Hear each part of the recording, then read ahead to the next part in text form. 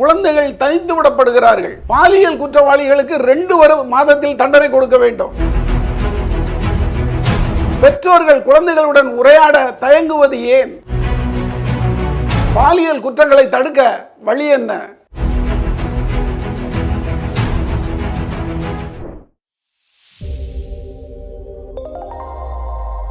வணக்கம். இன்னைக்கு நம்ம பெண்களுக்கு எதிரான வன்கொடுமைகள் நடக்கிறத பற்றி பார்க்க போகிறோம். அதாவது தமிழ்நாட்டில் சமீப காலமாக செய்தித்தாள்களை திறந்தாலும் சரி, ஊடகங்களை திறந்தாலும் சரி, இதை பற்றின செய்தியாக தான் இருக்குது. அதுவும் தொடக்கம் பள்ளியிலிருந்து பல்கலைக்கழகம் வரைக்கும் இந்த பிரச்சனைகள் இருந்து கொண்டு தான் இருக்குது.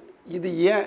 அது இப்போ கல்வித்தலங்களில் மட்டும்தான் இப்படி நடக்குதா அப்படின்னு பார்த்தா, பெண்கள் வேலை செய்கிற இடங்கள், இன்னும் மருத்துவமனைகள், பயணிக்கிற இடங்கள், பஸ்ஸு, ரயில் பயணங்கள், இன்னும் இது போன்ற ஒவ்வொரு இடங்கள்லையும் பெண்கள் எங்கெல்லாம் அதிகமாக செல்கிறாங்களோ அங்கே எல்லா இடங்கள்லையுமே பாலியல் வன்கொடுமைகள் நடந்துக்கிட்டு தான் இருக்குது. இது சமீப காலங்களில் ரொம்ப பெரிய அளவில் பேசப்படுது. ஆனால் முன்னால் ஊடகங்கள் இந்த அளவு கிடையாது, பத்திரிகைகள் இந்த அளவு செய்திகள் அதில் வரதில்லை. ஆனால் இப்போ பார்த்திங்கன்னா ஒரு மணி நேரத்தில் அந்த சம்பவம் என்ன ஏதுன்று எல்லாம் விலாவாரியாக இதை பெருசுப்படுத்திக்கிட்டு இருக்கிறாங்க. அதனால் மக்கள் மத்தியில் இந்த செய்தி ரொம்ப ஒரு பெரிய தாக்கத்தை ஏற்படுத்தியிருக்குது. என்னடா எங்கள் தமிழ்நாட்டில் ஏன் இப்படி நடக்குது அப்படிங்கிறது எல்லா பெற்றோர்கள் மத்தியிலையும் ஒரு கவலையை ஏற்படுத்தியிருக்கு. இதுக்கு முன்னே இந்த மாதிரி பெண்களுக்கு எதிரான குற்றங்கள் தமிழ்நாட்டில் நடக்கலையா அப்படின்னு கேட்டால் நடந்துக்கிட்டு தான் இருந்தது. ஆனால் அது இப்படி வெளியில் வரதில்லை. ஆனால் இப்போ வெளியே வருது. இதுக்கு ஒரு காரணம் ஒரு விழிப்புணர்வுன்னு கூட சொல்லலாம். விழிப்புணர்வு, பெண்கள் மத்தியிலையும் விழிப்புணர்வு ஏற்பட்டிருக்கு. ஆனால் இன்னும் என்னென்னா, நம்ம பள்ளிக்கூடங்களில் இந்த சம்பவங்கள் அதிகமாக நடக்குது. இப்போ மணப்பாறையில் கூட ஒரு சின்ன குழந்தைக்கு கூட இப்படி சம்பவங்கள் நடந்திருக்குது. ஆனால் குழந்தைகளுக்கு நம்ம பேட் டச், குட் டச் எல்லாம் சொல்லி தான் கொடுத்துருக்குறோம். ஆனால் அதையும் மீறி ஒரு பெரிய தாக்குதல் பெண் குழந்தைகள் மேலே நடந்துக்கிட்டு தான் இருக்குது. இது ஆண் சமூகம், பெண் சமூகம் விழிப்புணர்வோடு இருக்குது. அதையும் தாண்டி ஆண் சமூகம் இந்த தாக்குதலை நடத்துது. இதுக்கு நம்ம யாரை குற்றம் சொல்கிறது? ஆண் சமூகத்தை குற்றம் சொல்கிறதா? ஆண்கள் எல்லாரும் இப்படி தான் இருக்காங்களா அப்படின்னு ஒரு பெரிய கேள்விக்குறி வருது. ஆண்களுக்கு இப்போ பெண் குழந்தைகளை பெற்றோர்கள் நல்லபடியாக சில புத்திமதிகளை சொல்லி எங்கே எப்படி நடந்துக்கிடணும் அப்படிங்கிற மாதிரி ஒரு உரையாடல் ஒரு தாயோ ஒரு உடன் பிறந்த சகோதரிகளோ சொல்கிறாங்க. ஆனால் ஆண் குழந்தைகளை அப்படி யாரும் வீட்டில் வளர்க்குறதில்ல. ஆண் குழந்தைகளுக்கு எதையுமே ஒரு பெற்றோரோ சகோதரனோ இந்த பாலியல் சம்பந்தமான எந்த விஷயங்களையும் சொல்கிறதில்ல. அவங்க என்ன பண்ணுறாங்கன்னா, அவங்க மனசு இதை தேடுது. ஆனால் செல்ஃபோன்கள், ஊடகங்கள், கம்ப்யூட்டர்னு தேடுதல், அவங்க தேடுதலில் தவறான புரிதல்களை ஏற்படுத்தி கொண்டு அதுக்கு வடிகாலாக இந்த சம்பவங்களில் ஈடுபடுறாங்க.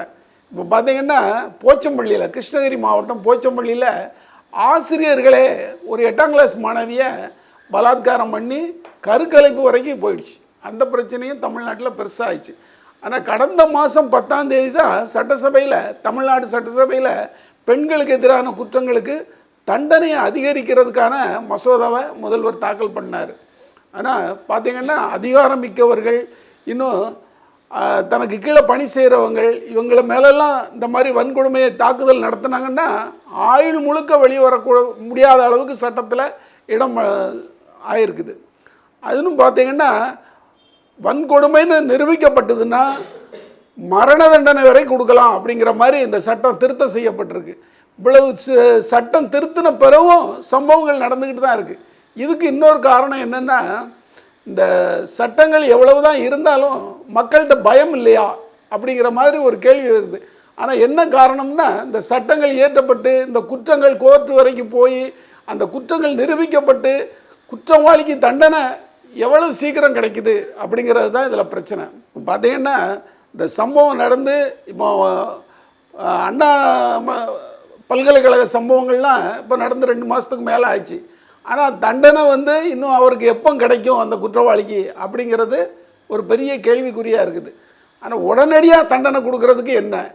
இப்போ இன்றைக்கி இப்போ ஒரு சம்பவம் நடக்குதுன்னா ஒரு 2 மாதத்தில் அந்த குற்றவாளிக்கு ஒரு தண்டனை கிடைச்சிது அப்படின்னா மக்களுக்கு அது தெரிய வரும். ஆனால் இது 1 வருஷம் 2 வருஷம் இழுத்துக்கிட்டு போய் அவங்க வந்து பாதிக்கப்பட்டவங்க குற்றவாளிகள் என்ன பண்ணுறாங்கன்னா மேல்கோர்ட்டுன்னு போய் தண்டனை இழுத்து அடிக்கிறாங்க. இந்த மாதிரியெல்லாம் நம்ம சட்டத்தில் அது என்ன பிரச்சனைங்கிறத கண்டறிஞ்சு அதையும் நம்ம சீர்தூக்கி பார்க்கணும். பெண்களுக்கு எதிரான குற்றங்களா உடனடியாக அந்த வழக்கை நடத்தி ஒரு 2 மாதத்துக்குள்ளே அந்த வழக்கை முடித்து குற்றவாளிக்கு தண்டனை கிடைக்கணும். அப்போ தான் அந்த மக்கள் மத்தியில் ஒரு பயம் ஏற்படும். பயத்தினால தான் இதை நிறுத்த முடியுங்கிறது இப்போ பொதுமக்கள் மத்தியில் பெற்றோர்கள் மத்தியில் வலிமையாக அந்த கருத்து நிலவுது.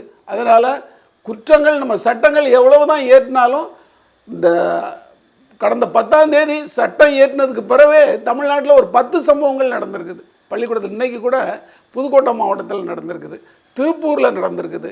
திருப்பூரில் ஒரு ஆசிரியர் மாணவர்கிட்டே தவறாக நடந்திருக்கிறார். இப்படி அதாவது இந்த சமூகத்தினுடைய நாற்றங்கால்னு பள்ளிக்கூடங்களை சொல்லுவாங்க. ஆனால் நாற்றங்காலே இன்றைக்கி இப்படி மோசமாக இருக்குது. ஆசிரியர்கள் சமூகம் இப்படி இருக்குதா அப்படிங்கிற ஒரு கேள்விக்குறி இருக்குது. அந்த காலத்துலலாம் பிள்ளைகளை பள்ளிக்கூடத்தில் சேர்க்கும்போது பையனை உங்ககிட்ட ஒப்படைச்சிட்டோம், பிள்ளைய உங்ககிட்ட ஒப்படைச்சிட்டோம், அவனை வந்து நீ கண்டித்து வளர்க்க வேண்டியது நீங்கள் தான் அப்படின்னு ஆசிரியர்கள்ட்ட ஒப்படைப்பாங்க. ஆசிரியர்கள் 2வது பெற்றோராக இருந்தாங்க. ஆனால் இன்றைக்கி காலம் மாறி போயிடுச்சு. இதுக்கு காரணம் என்னென்னா ஊடகங்கள், இந்த செல்ஃபோன்கள் இதனெல்லாம் வளர்ச்சி அடைஞ்சிட்டு. இதெல்லாம் தடுக்க முடியுமானா தடுக்க முடியாது. ஆனால் அதையும் நம்ம தாண்டி ஒரு நல்ல நிலைமைக்கு வரணும்னா ஒன்று பெற்றோர்கள் வந்து குழந்தைகள்கிட்ட நல்லா உரையாடணும். பெற்றோர்கள் வந்து குழந்தைக்கும் பெற்றோர்களுக்கும் இன்றைக்கி பெரிய ஒரு இடைவெளி இருக்குது. அதுக்கு காரணம் என்னென்னா பள்ளிக்கூடத்துக்கு போகிறாங்க, டியூஷனுக்கு போகிறாங்க, எல்லார் கையிலையும் பிறந்த உடனே ஒரு செல்ஃபோனை வாங்கி கொடுத்துருந்தோம். பிள்ளைகள் பிறந்த உடனே இன்றைக்கெல்லாம் 4 வயசு 3 வயசு குழந்தைகளே செல்ஃபோனை ஆப்ரேட் பண்ணுது. குழந்தைகள் அழுதுச்சுன்னா விளையாட்டு பொருளாக செல்ஃபோன் தான் இன்றைக்கி வாங்கி கொடுக்குறோம். அந்த பிள்ளைகள் தானாக கற்றுக்குது. அந்த அளவுக்கு செல்ஃபோன்களில் எல்லாத்தையும் நோண்டி பார்க்குறாங்க. அதனால் பிள்ளைகள் வந்து தனிச்சு விடப்படுது. இந்த சிறு குழந்தைகள்லேருந்து பெரிய பிள்ளைகள் வரைக்கும் பெற்றோரோட யாரும் உரையாடுறதில்லை, தங்கள் பிரச்சனைகளை மனம் விட்டு பேசுகிறதில்லை. இதை பெற்றோர்களும் உணர்ந்து கொள்ளணும். இன்னும் அரசாங்கம் வந்து இந்த குற்றவாளிகளுக்கு தண்டனை வாங்கி கொடுக்கறதுல தீவிரம் காட்டணும். இந்த வழக்கை 2 மாதத்தில் முடித்து நான் பாரு இந்த தண்டனை குற்றவாளிக்கு இந்த தண்டனை கிடைச்சிது அப்படிங்கிற உணர்வை மக்கள் மத்தியில் ஏற்படணும். அதன் மூலம்தான் இந்த பாலியல் வன்கொடுமைகளை தடுத்து நிறுத்த முடியும் அப்படின்னு தான் பொதுமக்கள் மத்தியில் ஒரு கருத்து இருக்குது. அதுதான் நடக்கணும். அப்போ தான் குற்றம் குறையும் என்று நான் கருதுகிறேன். நன்றி, வணக்கம். நமது தமிழ் நியூஸ் சேனலில் உங்களது பொருட்களை வெறும் 500 ரூபாயில் விளம்பரம் செய்ய வேண்டுமா? தொடர்புக்கு 7806942275 தொடர்பு கொள்ளுங்கள்.